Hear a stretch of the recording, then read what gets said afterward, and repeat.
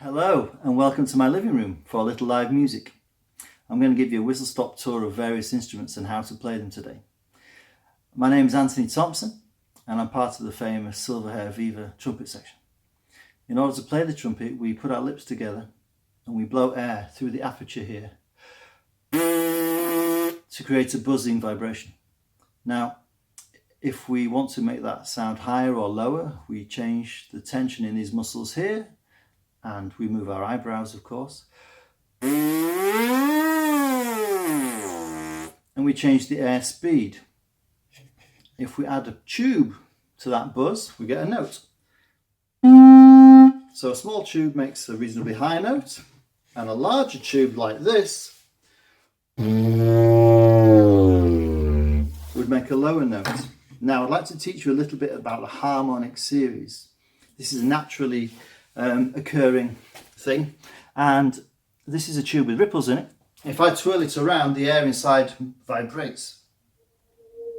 If I twirl it slowly, it's a low note, but if I increase the speed, you get higher notes. If you're willing to pull funny faces, you get higher notes still. Ever since the beginning of mankind, people have enjoyed blowing raspberries through hollow tubes, and why not? The Hebrew nation famously use a ram's horn. It's quite a blood-curdling sound, so beware. You realise that the walls of Jericho could actually have come down through 7 of those playing. We also have here a conch shell, much more gentle sound, but played in the same way.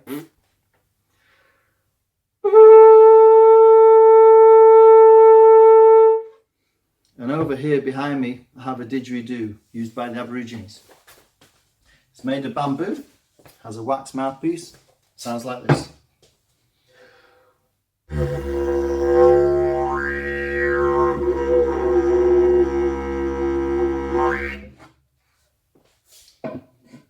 In the book of Exodus, there are instructions as to how to make a trumpet out of hammered silver.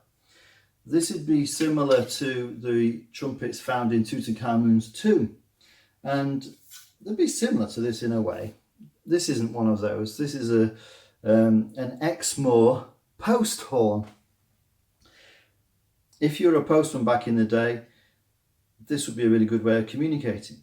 So you would ride into town on your carriage and you'd need to let everyone know that you arrived. So as soon as you arrived in town, the first thing you would do is stop the horse, otherwise you'd damage your teeth.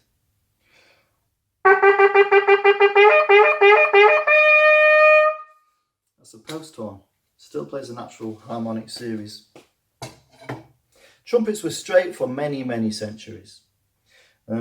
People realised that if you packed the brass trumpet with sand, you could heat it up, make curves, whilst keeping the integrity of the round. Along then came the bugle. This is a military instrument, as you will know. It's famous especially on Armistice Day and Remembrance Sunday. It was the radio, the mobile phone, the alarm clock of its day. It plays the harmonic series. And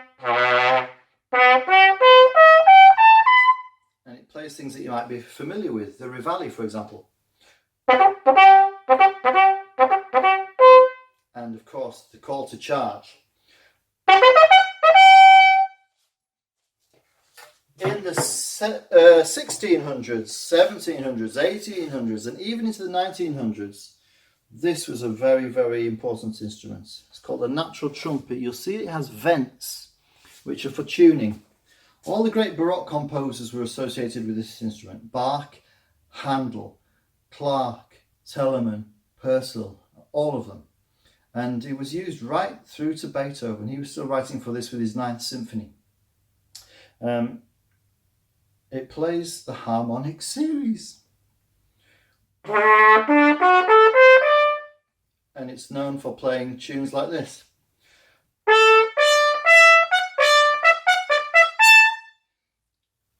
It's known for playing all those famous trumpet tunes, in fact, from the Baroque era. Until in 1795, along came Haydn's Trumpet Concerto, which was written for a man called Anton Weidinger. And he developed an instrument like this, a keyed bugle. His had 3 keys, this has 5. And then 10 years later, he developed his to have 5 keys, and Hummel wrote his trumpet concerto for the same trumpeter, Anton Weidinger. But 10 years after that, the valve was invented. Now here I have a cornet from 1853. It's a very strange shape for a cornet, but if I were to press this valve down, it effectively opens this tube, or the air passage to that tube. And if I turn it round, this valve for that tube, this valve for that tube. So it plays the harmonic series.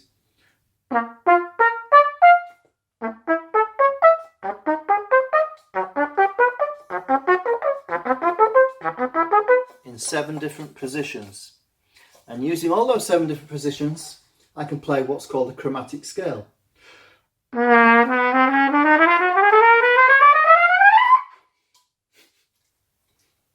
That's the cornet.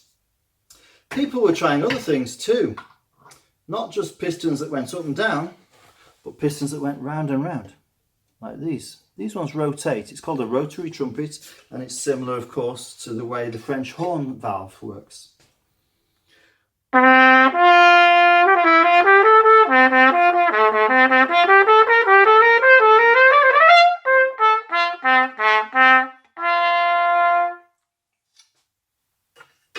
Still plays the harmonic series in 7 positions.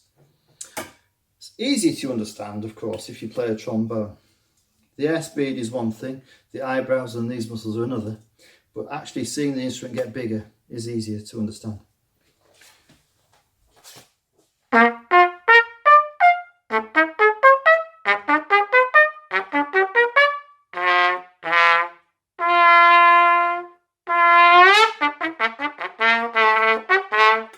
The acrobats, almost. People are still looking at instruments, trumpets, making adjustments and amendments. In the 1920s, along came the piccolo trumpet. And this is a famous instrument for bringing back all that Baroque music, which was so hard to play on this thing.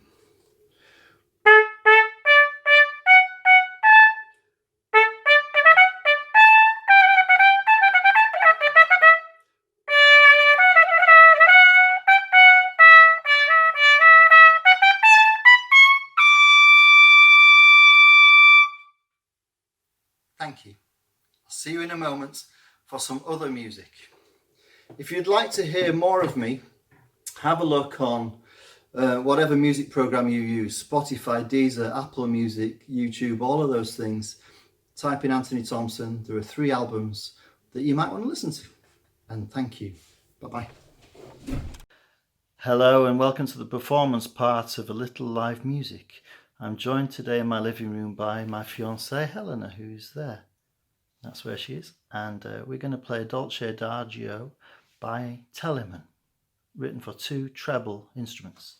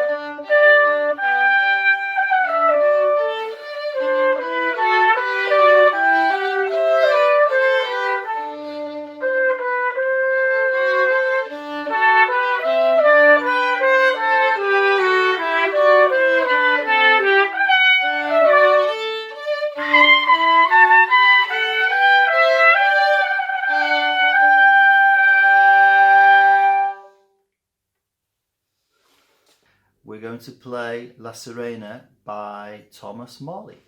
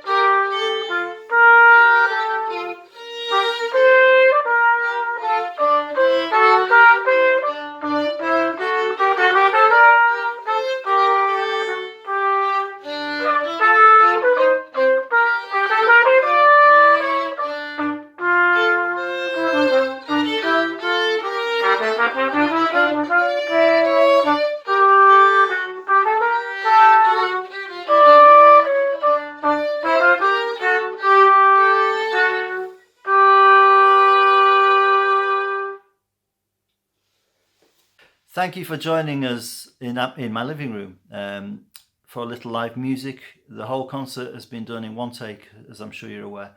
We're going to leave you with another piece by Thomas Morley called Il Girandola. A girandola is a candelabra which has a mirror behind it. Let's see if you can spot which bar of the music that occurs in.